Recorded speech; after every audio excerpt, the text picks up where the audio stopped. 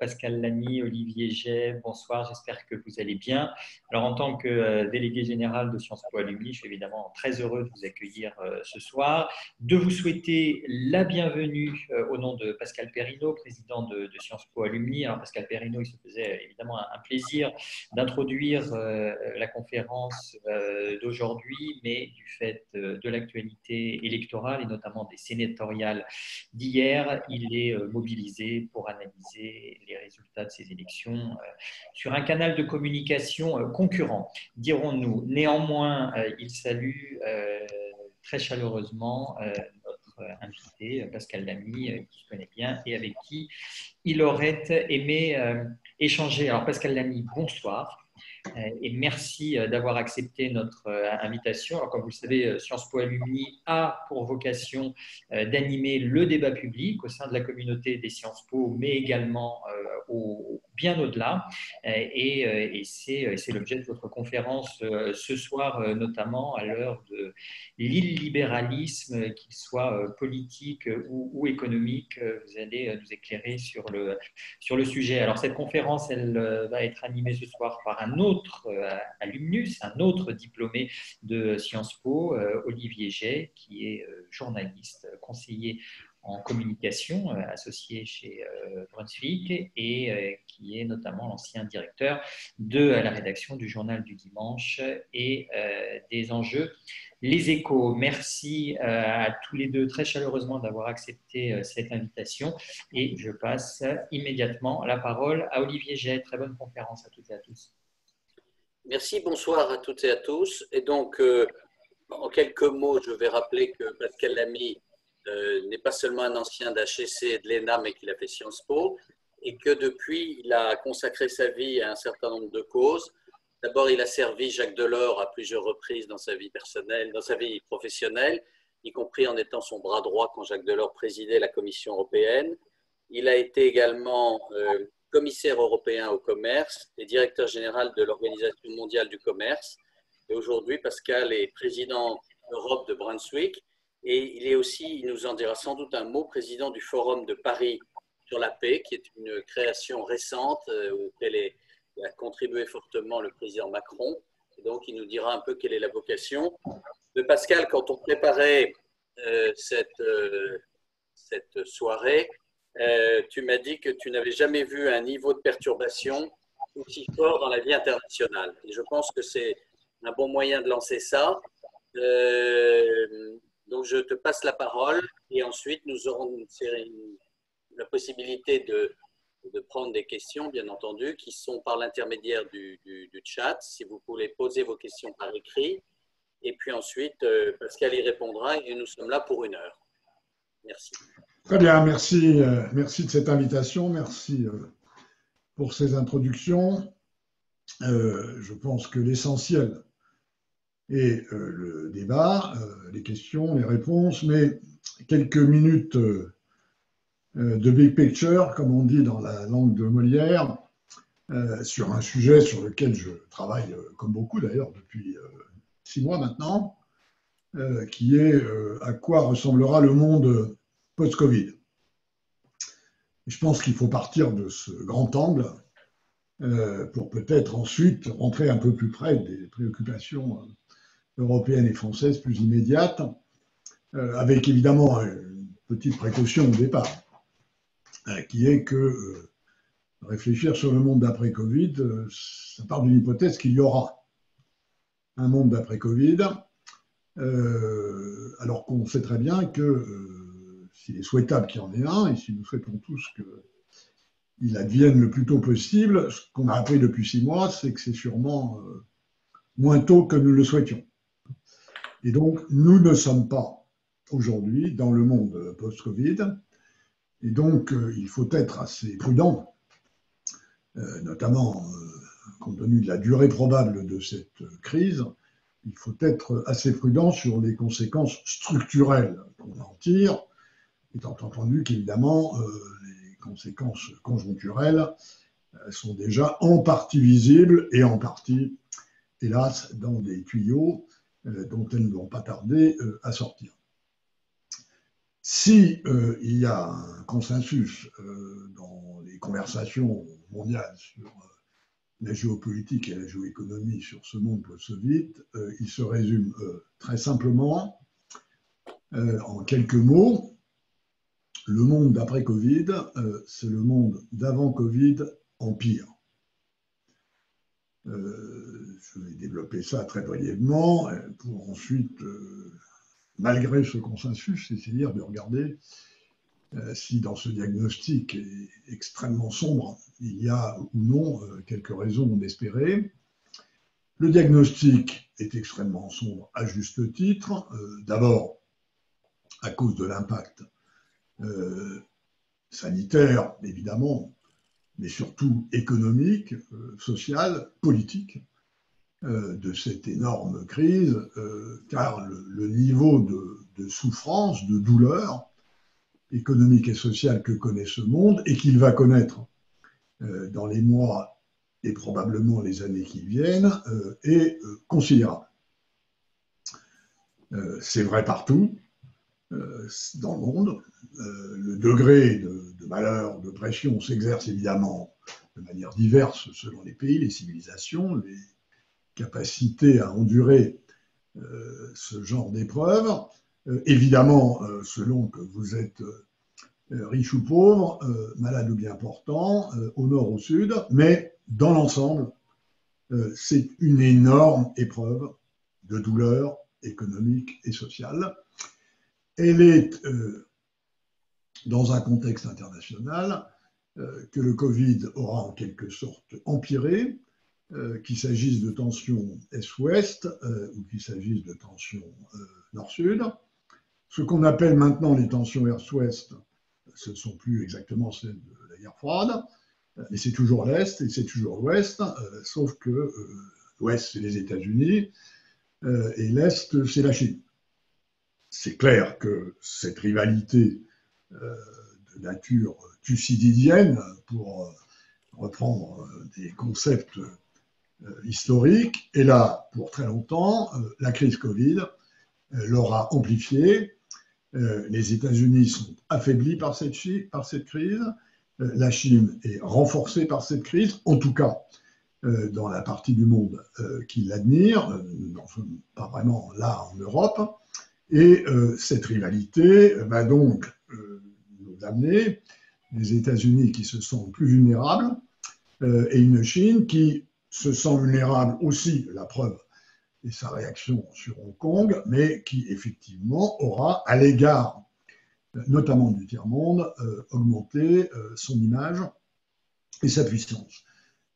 C'est vrai aussi de fractures qui avaient eu tendance au cours des 30-40 dernières années à se réduire, qui sont la fracture nord-sud, avec la croissance extrêmement rapide d'une partie des pays en développement. La crise Covid, dans sa formidable asymétrie entre le nord et le sud, va recréer un écart de croissance, puisque, à part les pays, et il y en a un certain nombre au nord, qui ont la signature qui leur permet d'emprunter à 30 ans ou de demander à leur banque centrale des efforts considérables. En gros, connaissons le chiffre, il traîne partout, c'est à peu près 20 000 milliards de monnaie hélicoptère qui aura été mobilisée dans le nord pour des bricoles dans le sud.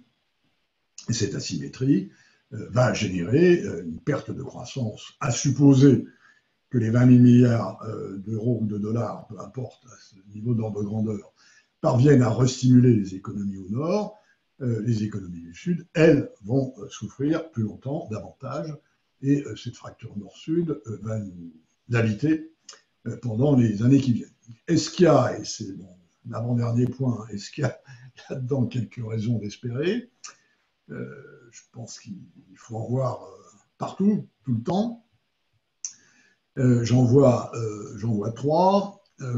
Une qui est une probabilité, je ne sais pas très bien l'évaluer correctement, une probabilité que de cette crise survienne un modèle de capitalisme un peu plus tempéré, un peu moins insoutenable, un peu moins stressant pour les gens, pour la nature, et nous savons que nous avons des enjeux considérables de ce point de vue. Je parlais de la Chine il y a un instant. Le tournant qui vient d'être pris par les Chinois en annonçant zéro carbone pour l'économie chinoise en 2060 est un tournant très important. Alors on peut toujours chipoter et dire ah oui, mais on va voir ce que ça donne exactement quand ils vont notifier leurs engagements au titre de l'accord de Paris. Tout ça est juste, mais c'est un moment très important et qui montre d'ailleurs à la fois leur sens stratégique et l'importance qu'ont pris ces questions pour eux. Et donc, peut-être allons-nous vers quelque chose qui soit, encore une fois, un peu plus modéré et un peu plus soutenable que par le passé. C'est une hypothèse raisonnable pour un certain nombre de pays. Je pense que la deuxième assez bonne nouvelle, en tout cas par rapport au monde d'avant Covid, c'est que nous allons devoir nous pencher tous davantage sur la préparation de l'avenir, sur l'évaluation des risques et sur ce formidable paradoxe que dans un 21e siècle fait de technologie, de science, d'innovation, de progrès formidables dans la biotechnologie, dans les nanotechnologies, dans la digitalisation, un simple virus vraisemblablement transmis d'un animal à un homme puisse mettre ce monde dans cet état.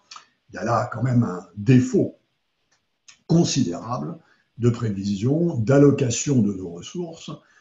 Si on essaie de voir ce qu'auraient coûté les quelques centaines de milliards qu'on aurait peut-être dû mettre dans la prévention ou l'imagination de ce genre de crise, c'est incomparable par rapport aux dégâts qui a été fait. Et donc, il y a peut-être là, et je l'espère, des leçons à tirer. Et puis, la dernière bonne nouvelle, je crois, c'est que cette crise, et son effet, a frappé l'Europe comme la crise de 2008, venant de l'extérieur, comme la crise des migrants venant de l'extérieur. Ce virus n'est pas venu de chez nous, il est venu de l'extérieur. Et cette fois-ci, si je puis dire, à force de subir des crises qui viennent de l'extérieur et qui l'endommagent, ou en tout cas qui endommagent le sort de ces populations, après avoir assez copieusement cafouillé au début de la crise, le système européen a réussi à rebondir et à franchir un cap qui a été franchi avec le paquet de juillet. On en parlera sans doute, et notamment de questions que pose sa mise en œuvre. Mais je crois là qu'il y a une bonne nouvelle qui confirme, s'il en était besoin, que l'énergie politique qu'il faut pour davantage intégrer les européens, et vous savez que je suis très attaché à cette cause pour des tas de raisons, il y a peut-être là, effectivement, un tournant que nous devons au Covid et dont je juge qu'il est, pour ma part, positif.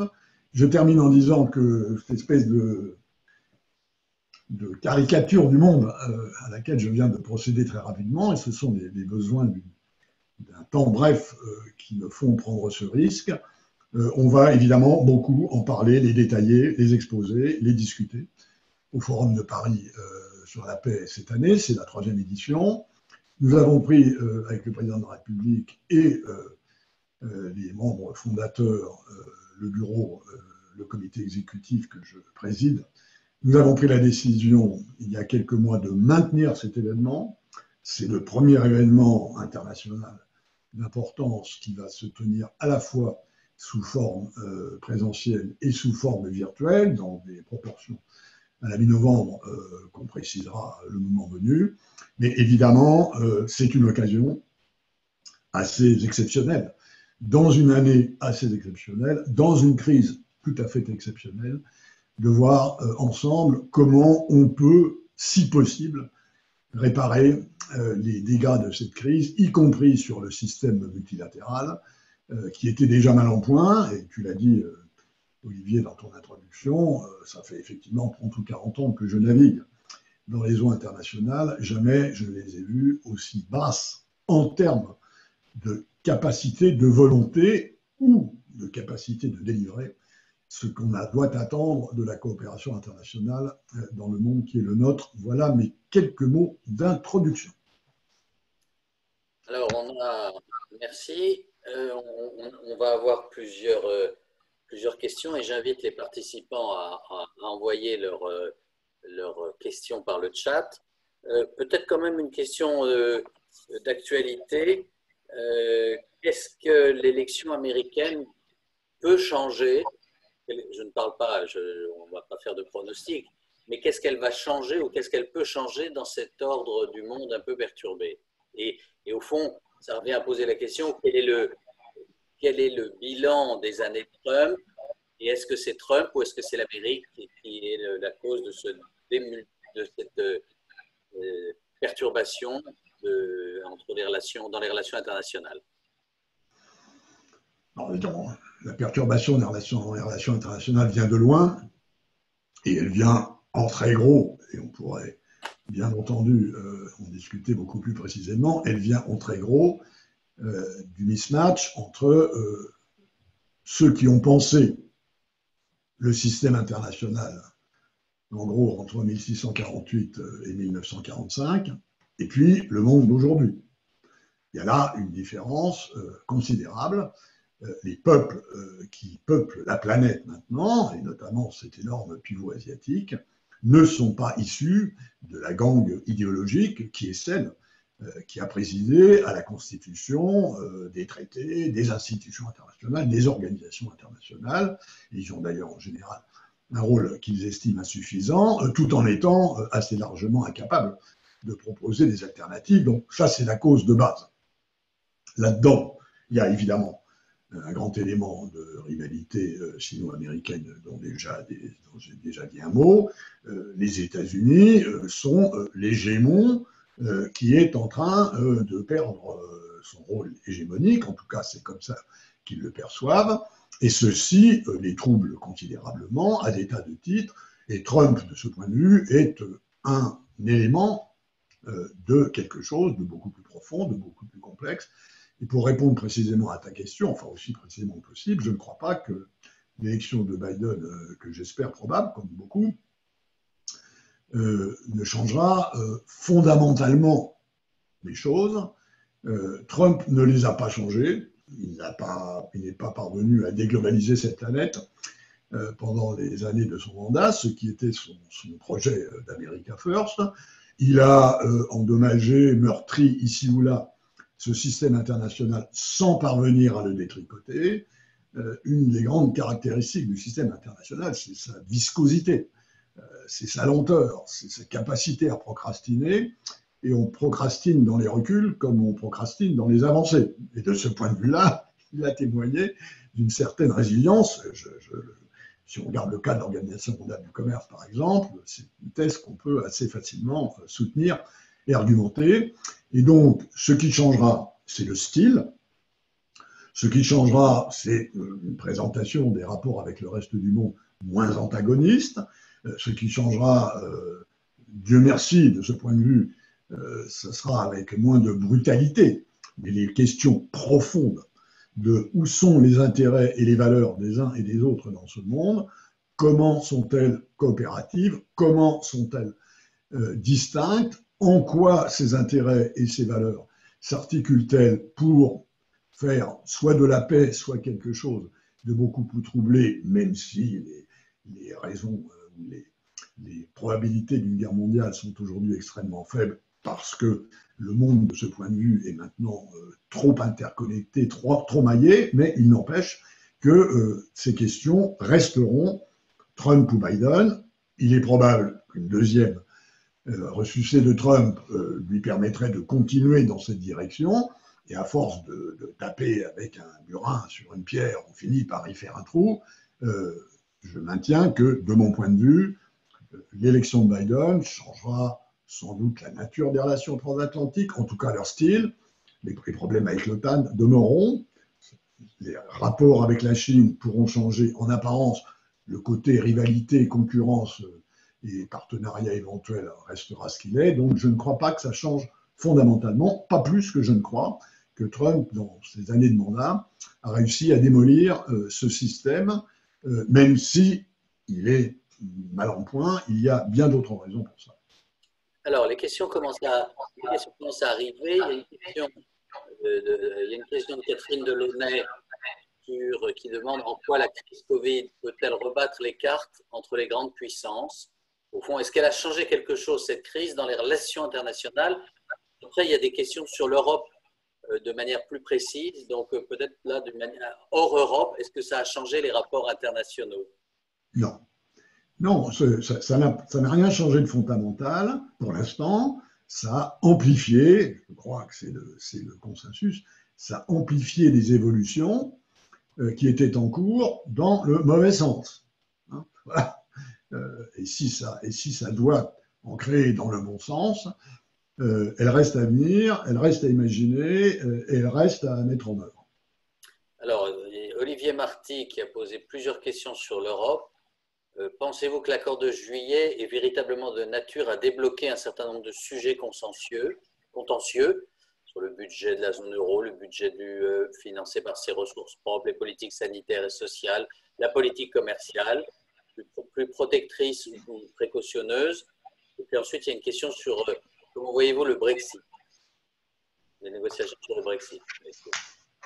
Non, disons, le paquet de juillet est une innovation tout à fait considérable qui va bien au-delà des querelles de ménages qui habitent quotidiennement l'Union européenne. Il ne faut pas s'en formaliser, c'est compliqué, c'est comme ça, nous sommes différents. Et en même temps, on a réussi à faire ensemble des choses totalement improbables. Et même si je n'adhère pas à la thèse du moment hamiltonien, je crois que l'évolution fondamentale de la position allemande sur ce que signifie la solidarité européenne et notamment la création d'une capacité d'emprunt au niveau de l'Union est quelque chose de considérable dans l'évolution de l'histoire de l'Union.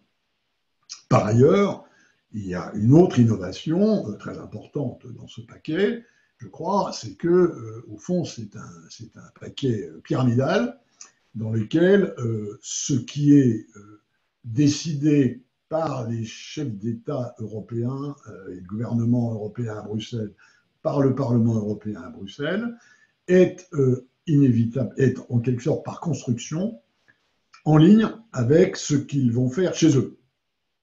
C'est-à-dire qu'il y a une espèce d'homogénéité stratégique dans ce qu'il faut faire, dans quelle direction il faut aller, le Green Deal, la digitalisation, en plus de ce qu'il faut faire à court terme pour amortir le choc économique du Covid.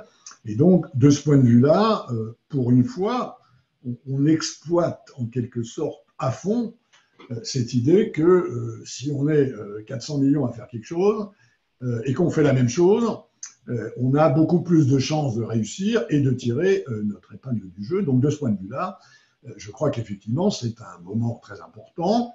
On le doit, je l'ai dit pour l'essentiel, à l'évolution de la position allemande. On le doit en partie à la constance de l'engagement européen de la France avec le président Macron, et non pas que son prédécesseur sur ce plan-là ait péché ou se soit trompé, mais disons, il y a une espèce de constance, de répétition. Puis il se trouve qu'il y a un niveau de chimie personnelle entre le président de la République française et la chancelière qui, petit à petit, alors qu'ils sont très différents et qui n'ont aucune raison de s'adorer l'un à l'autre, quand on les connaît un peu tous les deux, ils ont petit à petit tissé un espèce de tricot de confiance qui fait qu'on a pu, à ce moment-là, fournir à la Commission européenne, au fond, le logiciel dont elle avait besoin et dont je ne suis pas sûr qu'elle aurait été capable de la créer intégralement. Et donc, je pense que c'est un moment important, même si, il ne suffit pas de se mettre d'accord sur le fait qu'on emprunte ensemble 750 milliards pour en mettre, par exemple, 30 ou 40 sur les 100 que la France a annoncé sur son plan de redressement. Encore faut-il que tout ceci marche et que les citoyens européens et les citoyennes européennes en voient la trace dans leur poche ou dans leur vie. Et de ce point de vue-là, à mon avis, il reste beaucoup à faire. Sur le Brexit, c'est un élément très négatif pour la construction européenne. Je suis de ceux qui pensent que les Britanniques appartiennent à la civilisation européenne et que l'intégration européenne est un pari civilisationnel, pas juste économique, ni même simplement politique. Ça n'est pas, en tout cas, géopolitiquement un événement majeur, même si ça se passe mal. Il faut simplement que nos amis britanniques arrivent à arbitrer ce qu'ils n'ont pas réussi à faire jusqu'à présent, qui sont les joies de sortir de l'Union sur le plan politique, puisque c'est ce qu'ils ont décidé en récupérant leur souveraineté, d'une part, et donc il y a là un plaisir, sauf que ce plaisir va être associé à un coût économique qui sera d'autant plus important qu'ils divergeront des normes et des standards européens, et c'est là que se situe cette équation, c'est leur problème. Plus ça se passe mal pour eux, et moins ça se passe bien pour nous, parce qu'on a nos intérêts sur le plan économique sont quand même extrêmement interdépendants, mais disons, ils naviguent, ils godillent. Cette semaine, à une question qu'on posait sur les conséquences du Brexit au gouvernement britannique, il a répondu officiellement « Vous inquiétez pas, parce que nous déciderons toujours de normes et de standards qui sont les mêmes que ceux des Européens. » La phrase n'est pas non seulement les mêmes, c'est exactement les mêmes que ceux des Européens. Ce qui est la solution, effectivement, qui en anglais porte un nom qui s'appelle BRINO, Brexit in Name Only, qui consiste à sortir de l'Union, à récupérer sa souveraineté et, avec cette souveraineté, de décider que, en général, on suit les règles de l'Union. C'est la seule solution raisonnable. Je ne suis pas sûr qu'on en soit tout à fait là. Alors, une question pour l'ancien patron de l'OMC. Dans les circonstances actuelles, que peut-on encore attendre de l'OMC? A-t-elle les moyens de jouer un rôle d'arbitre sur le marché mondial? Oui, elle n'est pas au mieux de sa forme. On a connu mieux pour un certain nombre de raisons qui tiennent en partie aux différents sino-américains que l'Europe essaie, plutôt bien que mal d'ailleurs depuis 3-4 ans, de gérer en faisant pression sur les Américains avec les Chinois de temps en temps et en faisant pression sur les Chinois avec les Américains de temps en temps. C'est une affaire qui se joue pour l'instant à 3, entre les États-Unis, la Chine et l'Europe et ses alliés. Étant entendu que si on compte qui a le plus d'alliés pour préserver un système multilatéral, qui est la base de l'ensemble des politiques commerciales, étant entendu qu'on peut aller plus loin et dans l'ouverture des marchés et dans l'assurance d'une concurrence à peu près juste en bilatéral ou en régional, l'Europe est le pivot qui a tenté jusqu'à présent, avec un certain succès, de résister aux offensives américaines. C'est d'ailleurs, on le sait très bien, à peu près le seul endroit où l'Europe soit souveraine dans le monde, c'est en matière de politique commerciale, parce que c'est une politique fédéralisée, en quelque sorte, même si certains diplomates n'aiment pas beaucoup ce mot. Je le prononce sans honte ni rougir.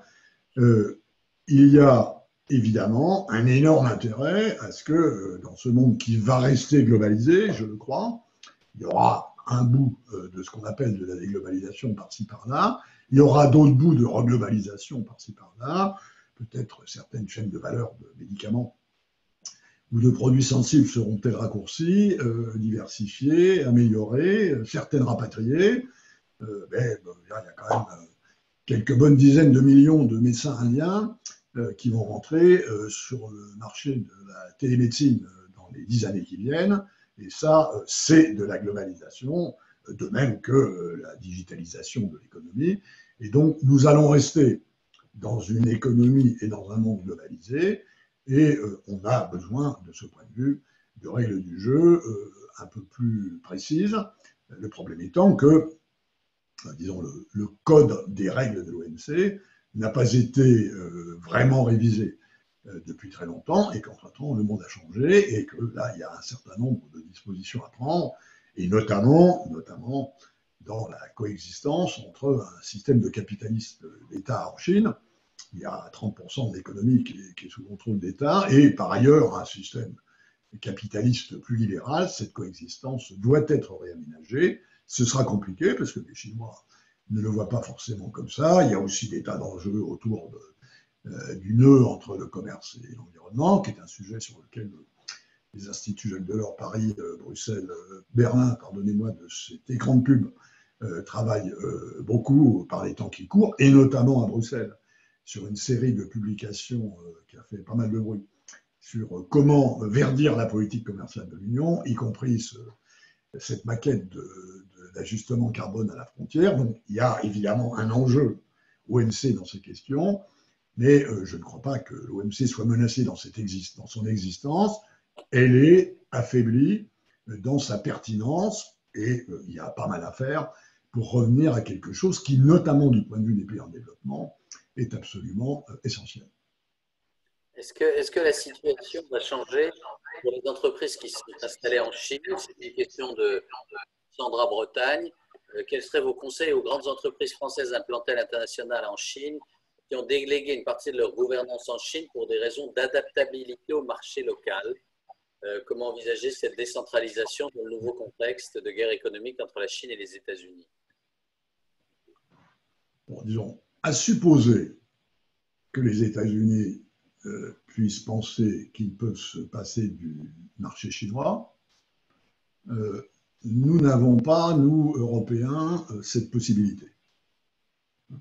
Compte tenu de nos niveaux de croissance, de notre niveau d'innovation et de la manière dont fonctionne notre économie.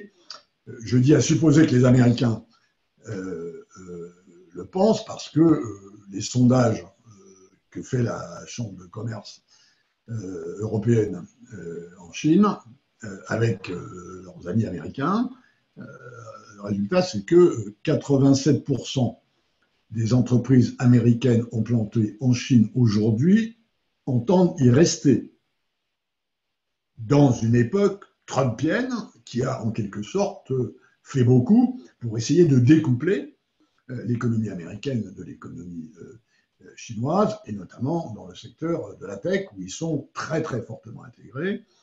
Nous ne sommes pas à ce niveau d'intégration entre l'Europe et la Chine, et donc je pense que nous ne pouvons pas nous passer du marché chinois, et que les relations avec la Chine seront marquées par ce triptyque qui a maintenant été assez bien défini, d'ailleurs au niveau européen. La Chine est un partenaire, un concurrent et un rival. C'est d'ailleurs la même chose pour les États-Unis, à ceci près que, à supposer que ce soit les trois variables de l'équation que nous devons résoudre en permanence, les coefficients sur chacune de ces trois variables ne sont pas les mêmes. Nous devons être partenaires de la Chine, par exemple en matière d'environnement. Nous sommes rivaux de la Chine en matière de système politique. Et je crois que ceci ne retire rien à l'extrême importance du marché chinois là où il est. Sans doute, ce que ce marché chinois demande en termes de valeur ajoutée va changer avec le temps. Il est très différent de ce qu'il était il y a 20 ou 30 ans, mais il y a encore d'énormes opportunités sur ce pays, et je ne crois pas que les relations entre la Chine et l'Europe, même si elles sont compliquées, atteindront, disons, le niveau de tension qu'elles atteignent entre les États-Unis et la Chine. Là où on a des problèmes que nous allons avoir du mal à régler, parce qu'on n'est pas très avancé, c'est notamment lorsque les Américains prennent des mesures qui heurtent l'économie chinoise, et que ces mesures passent par de l'extraterritorialité qui, dans certains cas, s'impose aux entreprises européennes. Supposons que les Américains décident qu'on interdit à Huawei de se sourcer dans telle ou telle catégorie de composants. Ce sera vrai pour les entreprises américaines, ce sera vrai pour les entreprises européennes, ce sera en partie vrai pour les entreprises coréennes ou japonaises. Et là, il y a de gros problèmes, on a de gros problèmes devant nous. C'est un des domaines dans lesquels je pense qu'une administration Biden ne sera pas aussi brutale et inefficace d'ailleurs pour l'instant. Le fond du problème, et je vous livre là ma pensée pour ce qu'elle vaut, c'est que découpler le monde de la Chine, à partir du moment où nous considérons, à juste titre de quoi, que la Chine peut être un danger, je pense qu'une Chine autonome, une Chine découplée, une Chine plus indépendante, une Chine plus autarcique, est une Chine plus dangereuse que l'inverse. Alors, une question qui est un peu liée, c'est quel est votre regard sur le débat délocalisation, relocalisation? Je suis avec les très bons universitaires que la France a produits ces derniers temps sur ces sujets, Maud, Méjean.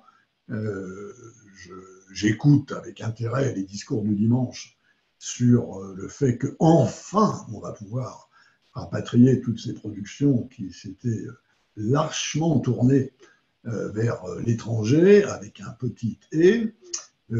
Et j'en comprends une partie dans l'attraction politique dans notre pays, qui, comme chacun sait, a toujours été un peu un angle mort du point de vue du commerce international, de l'économie internationale. Nous ne sommes pas la patrie de Ricardo, ni celle de Schumpeter. Bastia a fait des choses pas mal, mais a laissé moins de traces. Et donc, il y a sans doute de la place pour une défragilisation de certaines chaînes de valeur là où elles sont importantes et critiques. Il faut simplement savoir que c'est extrêmement coûteux. Si on veut le faire par rapatriement, et si on veut le faire par rapatriement sur le territoire national, il y a évidemment une dimension européenne qui peut être de ce point de vue-là un compromis intéressant, pour autant qu'on se mette d'accord sur qui fait quoi. Mais je crois à une partielle repatriation de certaines filières industrielles et je crois à une délocalisation d'autres secteurs de l'industrie qui continuera parce que les prix relatifs bougent et aussi évidemment en matière de services qui est quand même la partie de notre économie qui aujourd'hui monte le plus vite, va croître le plus fort, même si ici ou là les marges sont moins importantes en termes de création de valeur ajoutée qu'elles le sont dans certains secteurs de l'industrie.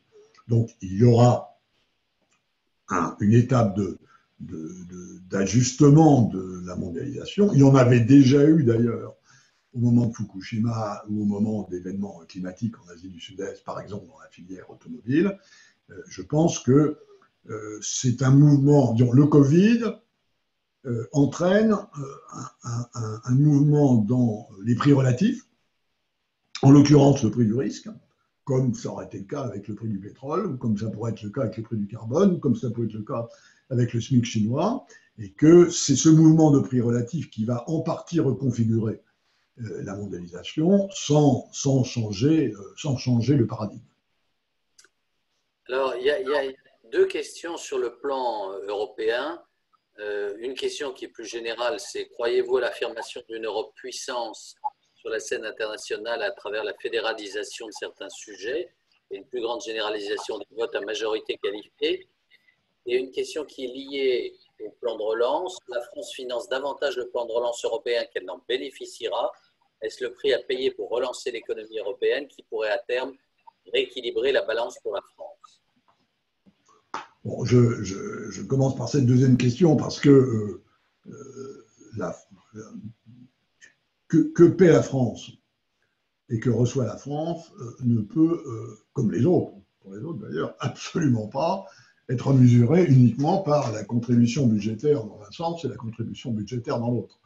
Cette notion de solde net, qui habite, je le reconnais, une partie de la discussion européenne, pas seulement en France, d'ailleurs, c'est vrai aussi aux Pays-Bas, en Suède, en Autriche, quand on regarde beaucoup plus économiquement et beaucoup moins budgétairement, les jeux budgétaires sont à somme nulle. Les jeux économiques sont à somme positive. Si vous regardez ce que nous rapporte à notre économie le marché européen, de même d'ailleurs que ce qu'il rapporte à ce qu'on a appelé les frugaux dans cette affaire, les Néerlandais, les Autrichiens, les Suédois, la proportion de ce que cela rapporte sur le plan économique par rapport à ce que ça leur coûte sur le plan budgétaire, et le raisonnement français doit être fait dans les mêmes conditions, n'est pas comparable. Donc il y a dans l'intégration européenne des bénéfices, des effets de taille qui vont bien au-delà d'une petite mesure budgétaire, à supposer d'ailleurs que cette mesure budgétaire soit correcte, ce qui, un point sur lequel j'ai quelques doutes, mais ça c'est une affaire d'expertise.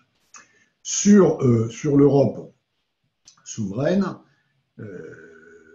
qui est un concept que la France a porté depuis très longtemps. Hein. Nous avons, avec la souveraineté, nous, une relation très privilégiée, en tout cas sur le plan des structures anthropologiques, sur le plan de la pensée politique, que certains de nos voisins n'ont pas, pour des raisons d'ailleurs historiques qu'on peut comprendre. Mais si l'Europe a bougé ces derniers temps, elle a effectivement plutôt bougé dans cette direction. Ce concept qui a cours maintenant à Bruxelles et qui s'appelle autonomie stratégique ouverte, outre le fait que c'est un oxymore dont les Européens sont friands, hein, l'unité dans la diversité. Delors a toujours parlé de fédération d'États-nations, donc on est quand même assez bon pour inventer des concepts on demande un peu ce qu'ils veulent dire, tellement ils allient de mots contradictoires, mais cette notion d'autonomie stratégique ouverte est ce qui s'en rapproche. La question, évidemment, est, pour l'Europe, de monter de puissance en s'écartant petit à petit du seul endroit où les Européens sont d'accord, c'est-à-dire sur le fait que 2 et 2 font 4.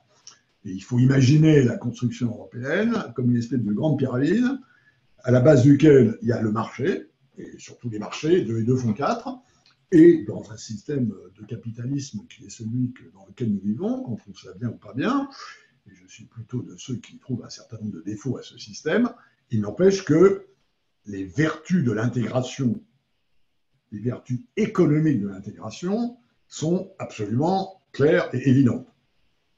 Si on va tout le bout de la pyramide, c'est-à-dire qui décide la paix ou la guerre, qui décide que les piou-piou vont se faire trouver la peau, on n'y est pas du tout, et ça prendra beaucoup de temps d'y être, parce que la notion que les Européens ont de ce qui les menace, de ce que sont leurs valeurs profondes, mais pour l'instant, elle n'est pas consensuelle. On dit l'Union européenne n'est pas une appartenance de type national, au terme de laquelle on est d'accord sur toute une gamme de choses fondamentales, et puis on se chipote sur le reste. Nous, on en est encore dans les domaines de la paix et de la sécurité, à se disputer, à discuter, et à ne pas être d'accord sur des choses tout à fait fondamentales. Si vous demandez un Balte ce qu'il pense de la Russie, ou un Portugais ce qu'il pense de la Russie, ils ne vont pas vous livrer les mêmes rêves et les mêmes cauchemars. Autrement dit, quand on est dans l'économie, et on a fait l'euro, et on a fait une politique commerciale commune, et en matière d'environnement, on est quand même en train de pousser un modèle de transition qui commence à faire sens. On n'en est pas là en matière de politique étrangère et de sécurité, et c'est pas la majorité, c'est pas voter à la majorité qualifiée qui va unifier les rêves et les cauchemars. Je ne dis pas que ça n'est pas un pas qu'il faut faire, mais ce sont des choses très fondamentales que des dispositions ou des recettes institutionnelles ne suffisent pas, à mon avis, à créer. Il faudra du temps, de l'énergie, du travail, de la pédagogie, pour un jour arriver à ce que l'Union européenne se dote d'instruments de puissance classiques en dehors d'instruments d'influence qu'elle a pour l'instant. J'en suis un fervent partisan, je pense que c'est vers là qu'il faut aller dans le monde que j'ai décrit trop brièvement tout à l'heure et qui est quand même plutôt menaçant qu'autre chose, mais ça prendra du temps. Et ce ne sont pas seulement des solutions institutionnelles qu'il faudra mettre en avant. Alors, il y a 2 questions un peu polémiques. La reconfiguration de la mondialisation à l'échelle européenne, c'est pour l'instant la trahison de Béthune. L'Europe finance l'implantation de Bridgestone en Pologne, pendant que la France doit financer seule la reconversion du site en France à Béthune. La construction européenne est au mieux perçue comme un jeu de bonneteau. Oui, je vois bien ce que cette présentation polémique peut avoir d'attirant. je conçois très bien, et je lis d'ailleurs des papiers dans la presse comme quoi la France aurait dû cesser d'importer des pneus pour que Bridgestone ne ferme pas. Je regarde simplement l'économie française, je regarde une entreprise comme Michelin, qui est une entreprise absolument mondiale, et je me dis que si on fermait nos frontières à des importations de pneus, d'autres le feraient sans doute dans des conditions qui heurteraient bien davantage une entreprise comme Michelin que ça n'est le cas dans... il y a des moments dans la vie économique où les avantages comparatifs changent, où la productivité est ou n'est pas, où l'innovation est ou n'est pas. Je ne crois pas qu'on puisse tirer de cet exemple des leçons, en tout cas sur les vertus de ce que serait une fermeture économique de la France à l'égard de l'Europe, voire même une fermeture économique de l'Europe à l'égard du reste du monde. Je maintiens qu'il y a dans l'échange international une vertu qui vient du fait que si vous faites quelque chose mieux que moi, et si moi je fais quelque chose mieux que vous, nous avons un intérêt objectif à l'échange. Je ne dis pas que ça marche à tous les coups, je ne dis pas que les gens qui chez vous font ce que je fais et les gens qui chez moi font ce que vous faites mieux que moi vont être contents, non, pas du tout, ça va poser des tas de problèmes, mais la création de ce genre d'efficience est de ce ressort. Est-ce que ça marche dans toutes les conditions? Non, j'ai d'ailleurs commis un livre quand j'ai récupéré ma liberté de parole, quand j'ai quitté Genève en 2013, qui s'appelle Le Consensus de Genève, et qui explique les conditions dans lesquelles l'ouverture des échanges peut ou ne pas produire des bénéfices, mais je ne crois pas qu'on puisse être aussi catégorique ou systématique.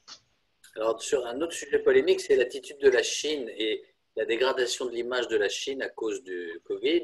Les autorités chinoises laisseront, dit Jean-Pierre Bien-Aimé, irrémédiablement l'image d'une opacité et rétention de l'information de novembre 19 à janvier 2020, ce qui a indirectement permis au coronavirus de se diffuser dans le monde entier. D'où une responsabilité considérable dans ce cataclysme, même s'ils veulent passer ça sous silence. Quelles conséquences dans les relations futures avec la Chine, et notamment de défiance vis-à-vis d'un tel partenaire? Bon, d'abord, je crois qu'on n'a pas encore fait tout à fait la lumière sur l'origine de cette pandémie. Il y a d'ailleurs des travaux en cours, y compris sous l'égide de l'Organisation mondiale de la santé. Donc, dans l'idée que la Chine y est pour quelque chose, qu'à cause de l'autoritarisme et de la centralisation du système chinois, les autorités provinciales ont pu, à un moment, pour éviter de se faire couper la tête, cacher des informations qui étaient politiquement dangereuses. Je crois qu'il y a sans doute quelque chose de vrai là-dedans, et je n'exonère absolument pas les Chinois de responsabilités qu'ils pourraient avoir, encore une fois, encore qu'elles elles ont été pour l'instant seulement partiellement établies. Mais il reste que la manière dont la Chine a géré le Covid est perçue très différemment en Occident et dans le reste du monde. Nous sommes très sensibles à ce qui vient d'être dit, et j'y suis très sensible. La Chine a complètement loupé cette énorme campagne de relations publiques qu'elle a montée comme quoi ils étaient les champions du monde de la lutte contre le Covid et que le reste était une bande de nullards. Ça a d'ailleurs valu à l'ambassadeur de Chine à Paris de se faire remonter les bretelles au Quai d'Orsay, tellement ils avaient été un peu forts sur les réseaux sociaux sur ce thème. Et donc, il n'y a aucun doute sur le fait que dans l'opinion occidentale, et notamment dans l'opinion européenne et française, la Chine a perdu cette bataille de la communication et est perçue, 6 mois après le début de la crise Covid, beaucoup plus négativement que ça n'était le cas avant. Ceci n'est pas vrai pour le reste du monde, qui fait, si je ne me trompe, beaucoup de monde, et il faut en tenir compte. Nous avons nos propres lunettes, nous avons nos propres perceptions. Dans ce cas-là, je les partage. Il ne faut pas penser que c'est comme ça que d'autres milliards de gens sur cette planète voient la République populaire de Chine et la manière dont elle développe sa puissance et son influence. Est-ce qu'il y avait une question, est-ce qu'on peut dire que et ça ramène au premier point sur de d'introduction. Est-ce qu'on peut revenir là-dessus sur l'émergence d'un capitalisme plus tempéré, plus sensible à l'environnement, ce qu'on appelle la RSE en France? Qu'est-ce qu'on peut en voir comme signaux et comment il y a un livre de François Langlais qui sort et qui explique que le libéralisme a vécu ces heures de gloire et que c'était une période qui s'est terminée dans ces dernières années et accentuée avec le Covid. Quelle est ta façon de voir les choses sur l'évolution du capitalisme? Bon, ça fait longtemps que nous savons, Langlais et moi, que nous ne partageons pas les mêmes thèses sur un certain nombre de ces sujets. Et pour ceux que le livre de François Langlais aurait tendance à paniquer, je conseille de lire un livre intéressant qui vient de publier par Renaud Lassus, qui est le conseiller financier à l'ambassade à Washington, qui est un très bon spécialiste des États-Unis, et qui, au lieu de rester derrière dans son bureau, a eu la bonne idée de parcourir les États-Unis, les think tanks, les universités, d'écouter les uns les autres, et qui sort un livre contraire, si je puis dire, à ce qui se.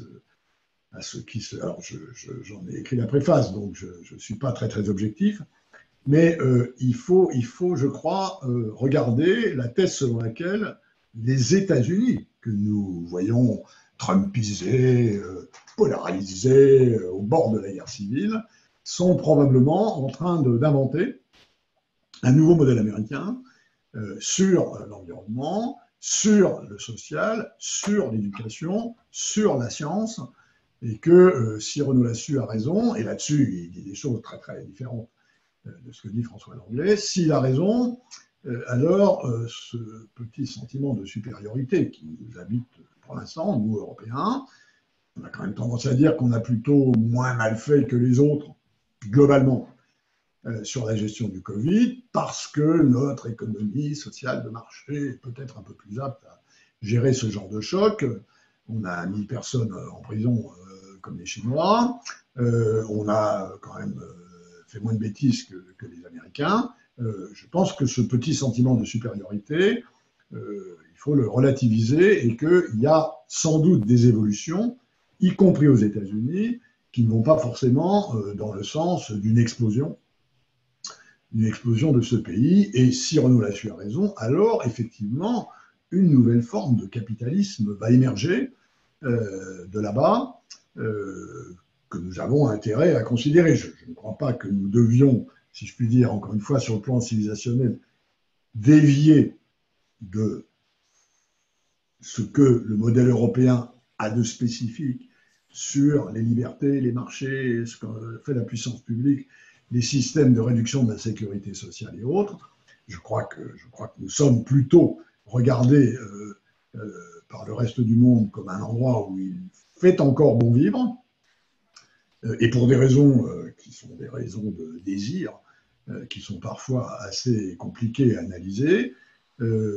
Et ce que je vois, disons, du cours de l'évolution des stratégies européennes, et notamment dans la transition, la gestion de la transition écologique, et quand je dis écologique, c'est pas seulement la transition climatique ou énergétique, et dans la digitalisation, je crois qu'il y a là des éléments qui peuvent effectivement amener, sous la pression des opinions, largement à un modèle plus tempéré et moins destructeur et de gens et de nature. Je ne suis pas sûr que ça arrivera, mais je pense qu'il y a un potentiel et que les États-Unis font partie de ce potentiel. Je serais moins optimiste sur l'évolution du régime politique chinois, encore que j'ai dit tout à l'heure ce que je pensais, c'est-à-dire quelque chose de très positif sur le speech de Xi Jinping sur la décarbonation de l'économie chinoise en 2060. Est-ce qu'on peut dire que la cause de l'écologie et du changement climatique, de la lutte contre le changement climatique, a progressé à la faveur du Covid? Oui. J'ai pas de doute là-dessus, j'ai aucun doute là-dessus, parce que disons, le repricing du risque que j'évoquais tout à l'heure concerne aussi les questions environnementales. Simplement, il faut aussi, et je crois que la France a été de ce point de vue-là un laboratoire intéressant avec la crise des Gilets jaunes, je crois qu'il faut aussi ne pas oublier, et ça a été d'ailleurs plutôt bien pris en compte dans le contenu du plan de relance européen et dans le contenu des plans de relance nationaux, qu'il n'y a pas de transition écologique ou transition énergétique sans une grosse attention aux perdants de cette transition et qui, comme d'habitude, sont plutôt dans les populations les moins favorisées, les plus appauvries, et sur le plan monétaire, et sur le plan culturel, et sur le plan éducatif. Et donc, je ne crois pas qu'aujourd'hui, et je ne prononce pas là de déclaration politique qu'il faille interpréter, je crois qu'on ne peut plus aujourd'hui distinguer la transition, la justice écologique intergénérationnelle et la justice sociale au sens où on essaie de la pratiquer depuis la révolution industrielle. Je pense que ces deux causes sont maintenant extrêmement intimement mêlées et que là encore, il y a un défi et une opportunité européenne de concilier ce modèle social moins brutal que les autres, même s'il est loin d'être parfait et qui reste hélas brutal pour beaucoup de gens, et un modèle de transition écologique qui nous permettrait d'arriver à cet objectif zéro carbone en 2050. Je crois que si les Chinois décident d'y arriver pour eux en 2060, la pression pour qu'on y arrive en 2050 va être un peu plus forte et j'y vois quelques avantages. Je pense que c'est une conclusion qui est à la fois, qui ouvre sur beaucoup de choses. Bernard, je ne sais pas si vous voulez dire un mot, mais je pense qu'on peut rester sur cette idée forte et positive, alors qu'on était parti sur un tableau du monde qui l'était moins. Donc, comme quoi, les choses ne sont jamais ou blanches ou noires. Merci Pascal. Bernard, peut-être un mot? Absolument, merci beaucoup Olivier. Pascal Lamy, merci beaucoup. Ce que je vous propose, puisqu'on a terminé sur cette note en effet d'espoir, c'est, si vous en êtes d'accord, que nous nous retrouvions dans quelques mois, au début de l'année 2020, au courant du premier trimestre 2020, pour faire un bilan d'étape d'ores et déjà. En tout cas, soyez ici au nom de Pascal Perrineau et de l'ensemble de la communauté des alumni de Sciences Po, très chaleureusement remercier pour votre intervention ce soir. Sciences Po Alumni et votre association, vous revenez quand vous voulez. Olivier Jay, merci beaucoup pour l'animation et la modération de cette conférence. J'en profite pour saluer Brigitte Richard, la directrice du pôle carrière de Sciences Po Alumni, qui a rendu cet événement possible grâce à son réseau de contacts. Merci beaucoup, chère Brigitte. Merci évidemment à chacune et à chacun d'entre vous pour votre mobilisation, comme d'habitude, toujours aussi nombreux au service de la communauté des alumni. Je vous souhaite à toutes et à tous une très bonne soirée et je vous dis à très bientôt. Bonne soirée. En tout cas, dans nos zones de fuseau horaire. Bonne soirée, au revoir. Bonne soirée à toutes et à tous, à très bientôt. Bonne soirée, au revoir à tous. Au revoir.